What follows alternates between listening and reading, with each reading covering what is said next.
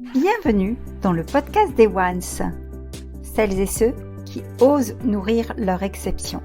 Je suis Afida Benour, Business and Life Nomad Coach et fondatrice du mouvement One. J'ai créé ce podcast pour les chefs d'entreprise en crise d'identité que j'accompagne, pour les aider notamment à ne plus jamais se dénigrer, s'oublier ou perdre confiance et énergie, pour créer un changement concret et un impact durable dans votre vie personnelle, relationnelle et professionnelle. Rejoignez vous aussi le mouvement One. Ce podcast met à l'honneur ces femmes pour vous inspirer, pour impacter le monde, un acte d'amour à la fois, à commencer par un acte d'amour vers soi. Bienvenue à tous sur le podcast des Ones. Aujourd'hui, je suis ravie d'accueillir Isabelle Cateloin. Isabelle qui est sophrologue.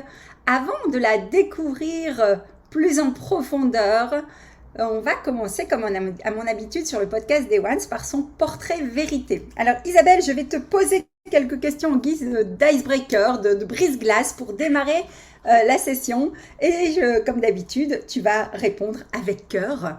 Ouais. Donc, quelle est ta couleur préférée? Le bleu. Ok. Un pays préféré? Un pays, est-ce que je peux dire la Corse si c'est pas vraiment un pays? Bien sûr, voilà, mais c'est un continent, le continent de ton cœur. Voilà. Si je devais te demander, est-ce que tu as une citation préférée que tu aimes citer régulièrement? Oui, alors c'est une citation du Dalai Lama qui dit la question n'est pas de savoir si la vie a un sens, mais plutôt de donner un sens à sa vie. Excellent. Est-ce que tu as un livre de chevet en ce moment? Le 5e accord Toltec. Yes. Donc, soyez à l'écoute, mais restez toujours sceptique, c'est ça? C'est ça, oui. Je l'ai relu cet été. Ok. Enfin, est-ce que tu as un rôle modèle, des personnes dans ton entourage, peut-être une personne de ta famille ou une star, quelqu'un de connu ou pas connu, on s'en fout, mais qui pour toi représente des valeurs phares et un rôle modèle pour toi? Un homme, une femme, ça peut être une grand-mère, un grand-père. Je dirais la sagesse du Dalai Lama, ça c'est vrai que je suis très proche de ça. Après, c'est plus des personnes qui ont marqué leur époque, comme Simone Veil par exemple, qui pour moi est une femme extraordinaire. Après, il y en a plein où je vais chercher par-ci par-là des petits bouts de ce que j'aime chez les gens, mais une qui remplace tout, là tout de suite comme ça, je vois pas. Ok, c'est pas grave. Un animal préféré, un animal totem que tu aimes? Ah, les chiens. Évidemment. Alors, j'ai la chance de connaître Isabelle aussi par ailleurs dans le privé et je suis très admirative de son parcours et je suis particulièrement émue aujourd'hui de l'écouter dans le podcast parce que voilà, on a fait le petit portrait vérité de Once. Once, pour ceux qui nous écoutent et qui nous découvrent, c'est la communauté de celles et ceux qui osent nourrir leur exception. J'aime avoir et donner une tribune à des femmes qui sont sorties des sentiers battus et qui ont un parcours un peu hors norme. Mon seul et unique but ici avec ce podcast pour les chefs d'entreprise qui nous écoutent et qui peut-être traversent une crise d'identité en ce moment, c'est de trouver une inspiration. Si un mot, une phrase retentit dans vos cœurs, alors Isabelle et moi, on aura fait le job. Alors, Isabelle, je la qualifierais d'une serial entrepreneur. Voilà, avant de devenir thérapeute, elle a été serial entrepreneur. Elle a exercé plus de 15 ans dans la banque en tant que commerciale. Ensuite, elle a été chef d'entreprise d'une PME familiale dans la com et aussi travaillé dans l'immobilier. Elle est passée du salon de thé à la gestion d'un salon de thé à une responsabilité dans le domaine immobilier. Et si je peux me permettre, ce qu'on détecte chez toi, Isabelle, c'est que systématiquement, l'humain est au cœur de tout. Tout à fait. Alors Isabelle, je vais t'inviter, si tu veux bien, à te présenter et justement à nous dire qu'est-ce qui t'a amené de passer de serial entrepreneur à thérapeute sophrologue plus précisément. Alors, c'est tout simple. L'humain, effectivement, est au cœur du sujet. Dans mes activités, dans mes expériences professionnelles, il y avait la pression des chiffres, la pression des réunions, de tout ça. Et à chaque fois, il y avait toujours ce côté humain, cette empathie qu'il fallait un peu oublier, mettre de côté parce que, allez, bon petit soldat, il faut que tu fonces, il faut que tu fasses des chiffres et tout. Et ça me convenait plus vraiment. Et à chaque fois, donc, dans ces différentes expériences, j'ai toujours voulu remettre l'humain, et ce qui m'avait vraiment fait très plaisir, c'est que quand j'ai repris la petite PME familiale, j'ai un des employés qui m'a dit: t'es la meilleure patronne que j'ai eue parce que tu nous as écoutés. Et ça m'a touchée. C'est des petits mots qui m'ont fait vraiment, qui me sont allés droit au cœur. Et après, pareil, quand j'ai ouvert le salon de thé, on entendait les gens, les femmes ou les hommes qui se confiaient, et à chaque fois c'était: oh, je me sens pas bien dans mon boulot, j'arrive pas à communiquer, etc. Donc, je dirais le fil rouge de ce parcours et de cette arrivée à la sophro, ça a toujours été où j'entendais, où je vivais moi, un manque d'humanité, en fait, tout simplement dans les relations humaines, où les gens, que ce soit en entreprise, grosse entreprise ou petite entreprise, il y avait toujours cette saveur de manque sur le côté empathie, sur le côté humain, ou le côté vrai, en fait, des choses. Super. Alors j'adore ta façon de présenter les choses. Je ne sais pas si tu as entendu, mais vous l'avez peut-être entendu. Isabelle a dit: je vivais un manque d'humanité.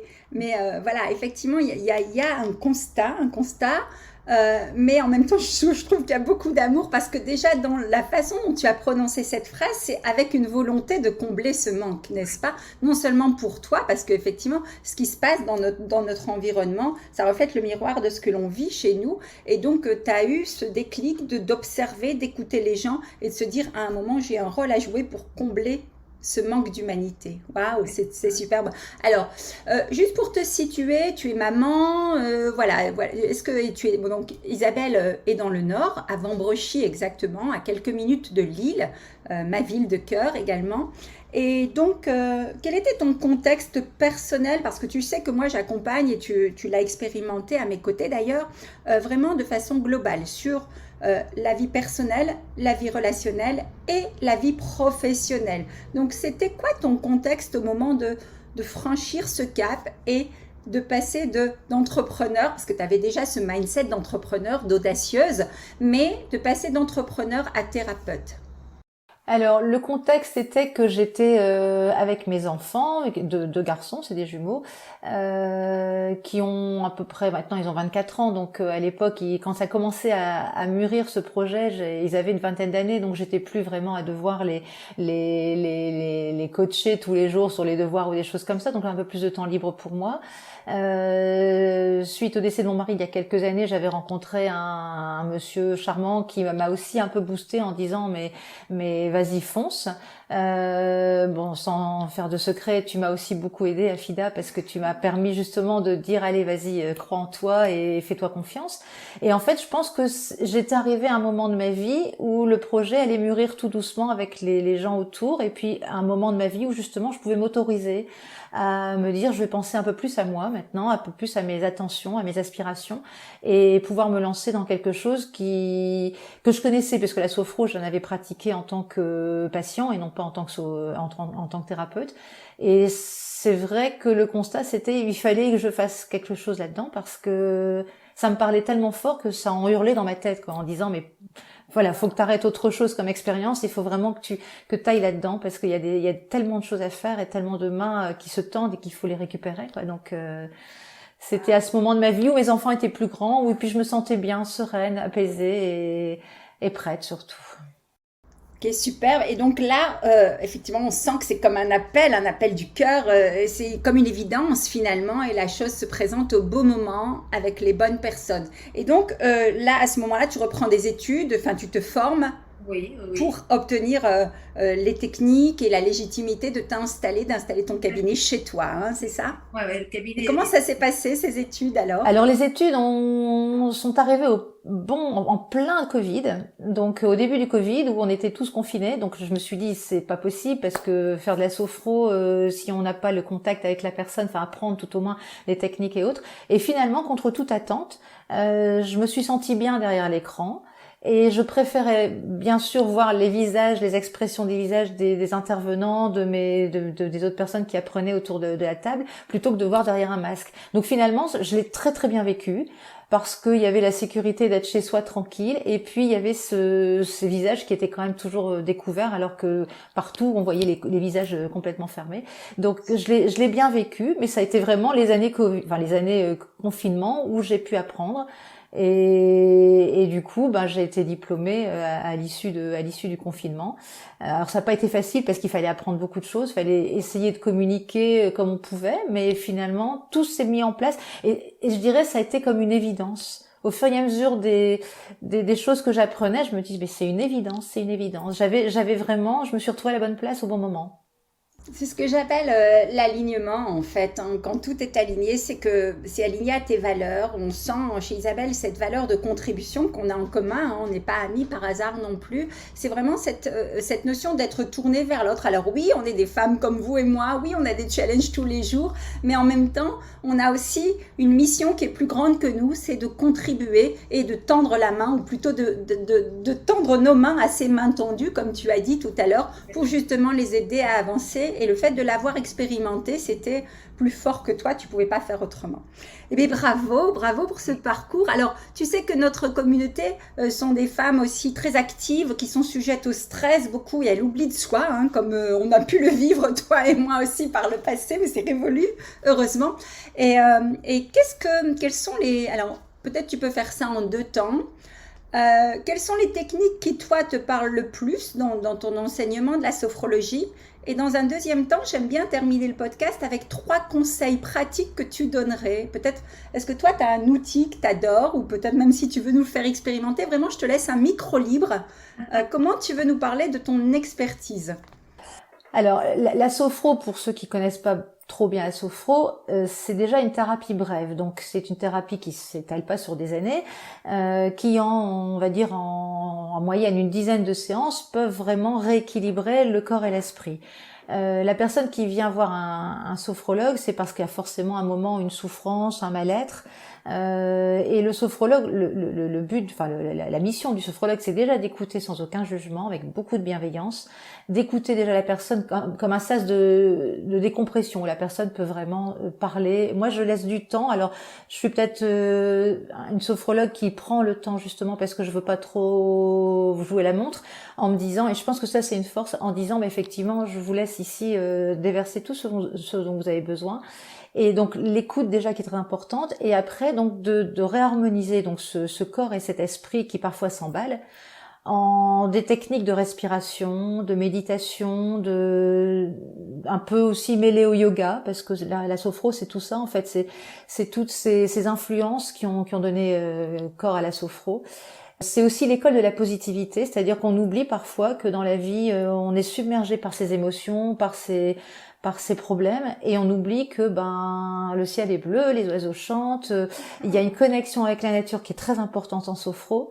On dit toujours que la nature c'est le meilleur antidépresseur, mais je pense effectivement que quand on est enfermé, il suffit d'aller respirer pour déjà qu'on se sente mieux.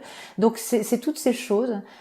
J'accompagne beaucoup aussi pour le burn-out. Je pense que je vais faire un petit peu, je suis un peu déjà spécialisée sur le burn-out, mais ayant vécu moi aussi de par mon expérience tout ce qui est stress au travail, je me rends compte qu'il y a énormément de souffrance aussi par rapport à ça, même avec le télétravail où il y a un peu plus de prise de recul, mais il y a plein d'autres questions qui viennent. Et donc le burn-out est très important. Et puis après, effectivement, l'accompagnement, simplement retrouver en soi la confiance. Et puis se reconnecter au centre de sa vie. Voilà. Moi, je dis toujours aux personnes qui viennent me voir, avec qui vous ferez votre vie jusqu'à la fin de vos jours? Et là, ils me disent, je sais pas. Et je dis, moi, je sais, avec vous. Donc, la bienveillance, il faut qu'elle soit sur vous en priorité. Donc, vraiment se remettre au centre de sa vie.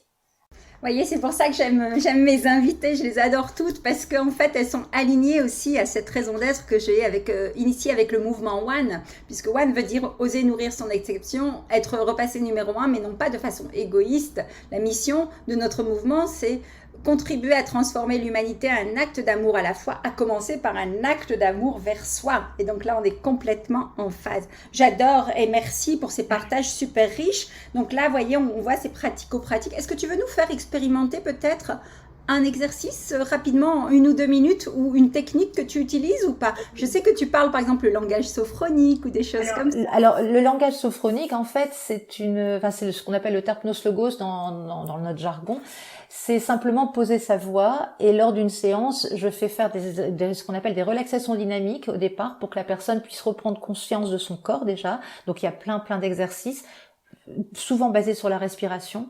Et après, en deuxième partie de séance, effectivement, la personne s'installe, s'assied et là se relaxe complètement. Et je l'emmène dans un voyage intérieur où elle va se reconnecter avec des choses qui lui conviennent, parce que c'est du sur-mesure. Lorsque je rencontre quelqu'un, je lui pose plein de questions sur les endroits qu'elle aime, etc. Et ces endroits, je les reprends lors des sophronisations où justement, du coup, ça lui parle tellement qu'elle peut vraiment revivre des instants toujours dans le côté positif. Et donc, la voix est posée et très douce, et du coup, pendant ce moment-là, c'est important, pendant ce moment de ce qu'on appelle l'état sophroliminal, c'est limite de l'hypnose, et les messages de positivité qu'on va envoyer sont perçus 40 000 fois plus que si on en discute comme ça. C'est un Playmobil et la Tour Eiffel. Donc voilà, au niveau du cerveau, ça boum. Alors, je confirme parce que j'ai eu la chance, moi, d'expérimenter avec Isabelle justement une séance de sophrologie. On était en voyage, en plus dans un spot magnifique, et j'ai encore un souvenir vibrant de cette session. Et j'aime beaucoup cette notion de voyage intérieur où l'humain est ainsi conditionné, et surtout nous, les femmes leaders, où on agit souvent en mode yang, en mode action, action, action. Et ça, c'est vraiment un voyage intérieur qui nous réconcilie avec notre énergie féminine, qui permet d'appuyer sur pause quelque part et dont le résultat est immédiat, quoi. Il n'y a pas d'effet dans X temps, c'est immédiat et surtout c'est durable. Superbe. Alors Isabelle, je veux volontairement ces podcasts courts pour donner envie aux gens de te connaître davantage, mais pas trop, et en même temps, voilà, c'est les temps d'écoute. Je sais que les temps d'écoute des podcasts sont relativement court pour vous permettre vraiment déjà de trouver l'inspiration grâce à ça. Si tu avais 3 conseils à donner justement à des futurs entrepreneurs ou à des entrepreneurs qui sont déjà installés et qui rament, parce qu'on l'a vu, toi tu as rebondi plusieurs fois dans ta vie, quels sont les 3 conseils spécifiques que tu pourrais donner à des femmes leaders comme nous? Alors, le premier conseil, c'est déjà d'appuyer sur pause par moment pour vraiment se recentrer sur ses besoins, ses envies, ses aspirations. Le deuxième conseil, je dirais, c'est de se faire entourer de personnes qui peuvent nous accompagner de façon compétente et dans la bienveillance. Et enfin, quand on a fait les 2 premiers, après, c'est juste oser et croire en soi et se dire, allez, d'autres y sont arrivés, pourquoi pas moi, donc j'ose. Et c'est cette petite pulsion qui est parfois la plus compliquée. Mais si les 2 premiers sont bien gérés, je pense qu'après, la troisième, ça va tout seul. Waouh, superbe, super. Merci Isabelle, merci pour ce partage généreux. Alors, je sais que tu as une actualité. Moi-même, vous savez que je suis Master Coach, et parfois avec Isabelle on a mis un partenariat ensemble, on travaille, on s'envoie des patients ou des clients réciproques parce que nos techniques d'accompagnement sont complémentaires. Il y a même des personnes avec qui on fait un point étape en duo, et voilà, si ça peut vous inspirer ou vous aider, si vous pensez que ces techniques ou ce recours peut vous aider, n'hésitez pas. Je ne saurais que vous recommander vraiment le professionnalisme d'Isabelle. Voilà, c'est un bonheur de travailler avec elle. Et son actualité, c'est justement qu'on a mis en place un système où si les personnes viennent de ma part, vous bénéficiez de la dernière séance. Donc, ce sont des packages de 10 et la dernière séance est offerte. Donc, n'hésitez pas, si vous avez écouté ce podcast, à le signaler, à le mettre dans une note, à rappeler à Isabelle que vous l'avez découverte sur ce podcast. Isabelle est dans la région nord, à Vambrechy, à quelques minutes de Lille. Et vous allez la retrouver son actualité, mais aussi ses coordonnées sur son lien Facebook, sur sa page Google, que l'on vous mettra dans la légende de ce podcast. Isabelle, comme à mon habitude aussi dans ce podcast, tu sais que c'est improvisé, je ne demande pas de préparation et je laisse toujours le mot de la fin à mon invité. Donc, tu as le micro. Eh bien, d'abord un grand merci, Fida, à toi. Et simplement, donc, allez respirer, prenez le bon air. Là, tant qu'il y a encore du soleil, je conseillerais à tout le monde, ce week-end ou le soir, en rentrant, plutôt que de s'enfermer, d'aller dans la nature qui est magnifique, de regarder le ciel, les oiseaux, d'écouter et simplement de se reconnecter à la nature. C'est pour moi une des choses les plus importantes. Et on oublie souvent. Merci Isabelle, à bientôt. Merci à toi. Si ce podcast vous a plu, n'hésitez pas à chaque enregistrement, à chaque écoute, à nous mettre un commentaire, un avis. Cela nous réchauffera le cœur. Vous pouvez également, si vous le désirez, passer de l'autre côté du micro, simplement en me contactant. Et à très bientôt.